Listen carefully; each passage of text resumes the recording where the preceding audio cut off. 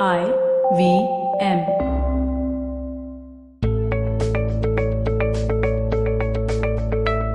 Is doing something for myself being selfish? That's the question I'm answering in today's episode. Welcome to the Positively Unlimited podcast, and this episode is the letter S for selfish versus selfless. As children, we are taught to share, to be giving, to think about others. And selfish is turned into a bad thing. Selfish is something you must not be. However, selfless, which is what we are told to strive to be, also requires moderation. Selfless is counter to our inherent way of being. Yes, listen to that once again. Selfless is counter to our inherent way of being.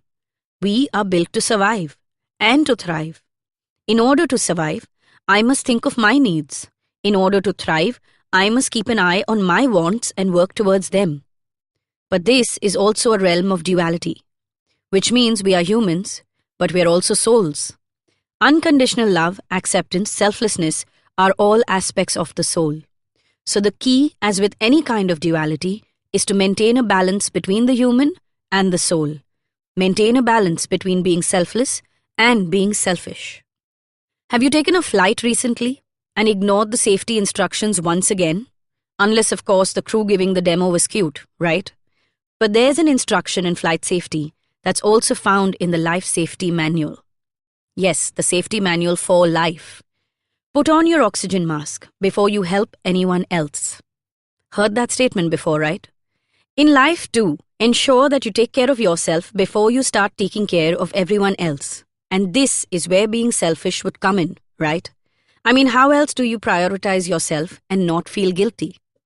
Well, coming to being selfless, that one too has two sides to the same coin. When you make other people, especially your loved ones and their needs a priority, especially permanently, well, it depletes your resources pretty quickly unless they're doing the same for you. Then that's a mutual space of equality. There's a give and take in balance. But the other side to this coin is the damage that you are doing to the other person by making them a priority while not being given the same space by them. In this scenario, you're damaging yourself as well as the other person. Let me explain the second part. When we do everything for someone, they begin to depend on us. This erodes their capability to do things or to get things done. They start taking their own being for granted. They start taking their own abilities for granted. It eats into their resourcefulness. I'll give you a simple example.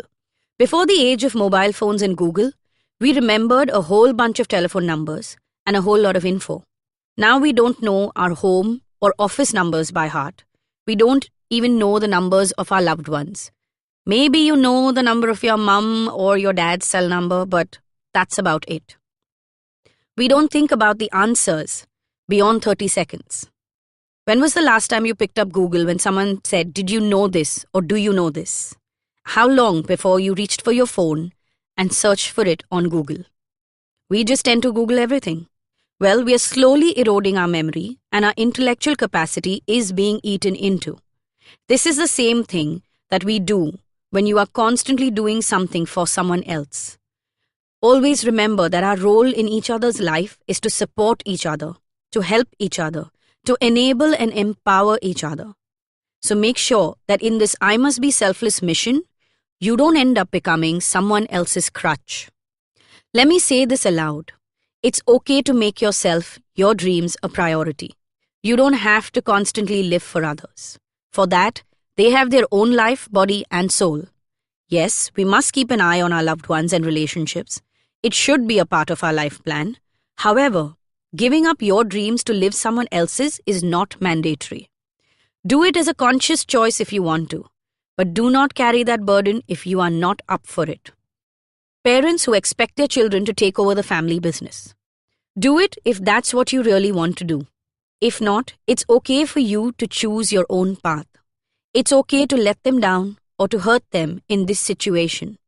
And I'm not meaning to instigate a rebellion of any sort. But you being unhappy is going to make them unhappy anyway. You being stressed and burdened is going to frustrate them or worry them anyway.